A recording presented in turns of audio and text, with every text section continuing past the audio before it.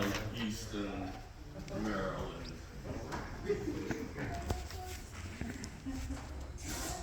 I appear before you this day as a thief and a robber. All right. I stole this head, these limbs, this body from my master.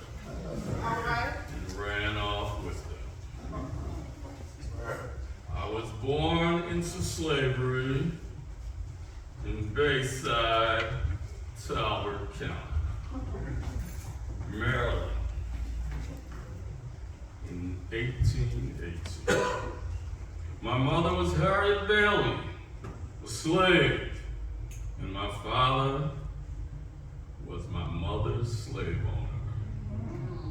I saw very little of my mother while growing up. She had to gain permission from her slave owner and then walk 12 miles one way from her plantation just to see me. She died when I was just 10 years old. I was brought up by my grandmother until the age of 7. At the age of 12, I was sent to Baltimore to serve Hugh and Lucretia Auld as a slave. Now, Miss Lucretia was a kind and tender-hearted woman. It was Miss Auld who first taught me the alphabet, in spite of the fact that she was breaking the law by doing so. Even as a child, I was aware of the power of a good education, so I secretly taught myself to read and write, resolving to one day escape to freedom.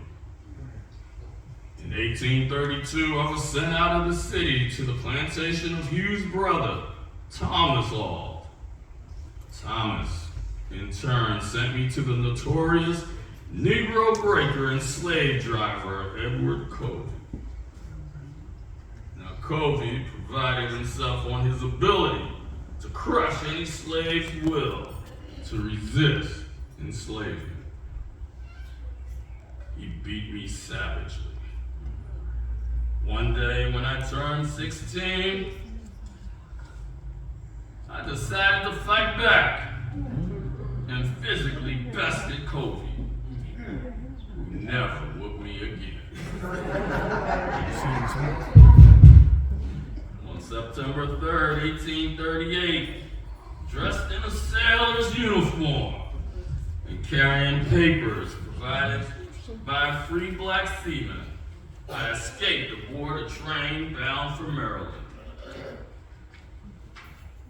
From there, I continued to New York and eventually New Bedford, Massachusetts, where I settled.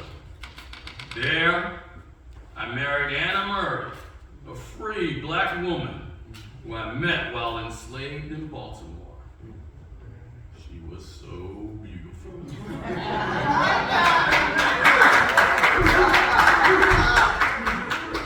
We were blessed with 5 children. In 1841, while attending the anti-slavery meetings, I met William Lloyd Garrison, founder of the Liberator and one of the most outspoken abolitionists in the country. Garrison encouraged me to share my story, which catapulted my career. As a result, I began giving lectures at abolitionist conventions, quickly earning a reputation as an eloquent and compelling speaker. In 1845, with the encouragement of Garrison and Wendell Phillips, another prominent abolitionist, I published my first celebrated narrative of my life, An American Slave. The work was an instant success. Critics charged that it was so well written it could never have been written by a black man.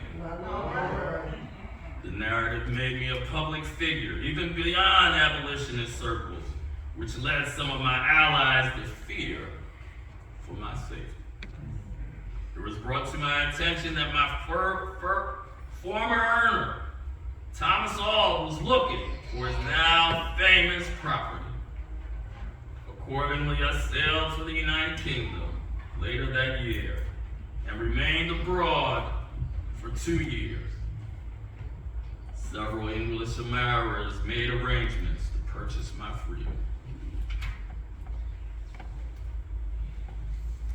During the turbulent decade of the 1850s, I worked tirelessly for emancipation and published my own newspaper called The North Star. In 1855, I published my second book, My Bondage and My Freedom.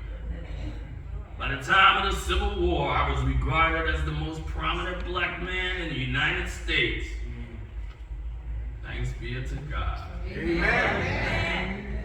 During the war, I consistently petitioned President Lincoln to make emancipation an explicit war aim and to sanction the raising of colored regiments. 2 of my sons served in the 54th Massachusetts Regiment, the first to be comprised of African American soldiers.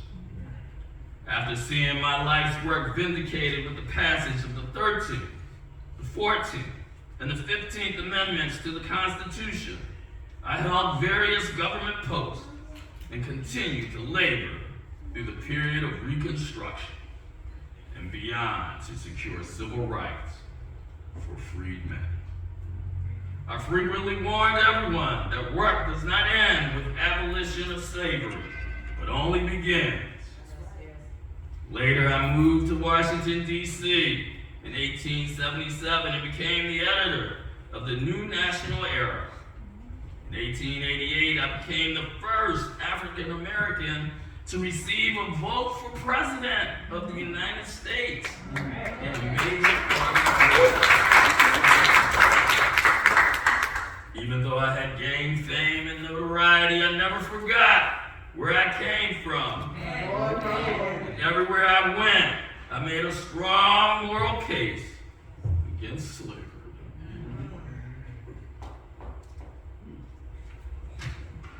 I boldly stand before you to let you know that no man can put a chain around the ankle of his fellow man without last finding the other and fastened about his own neck. All right. As I said, I appear before you this day as a thief and a robber. You may ask, who am I? Yeah. I am a patriot, Yes. All right.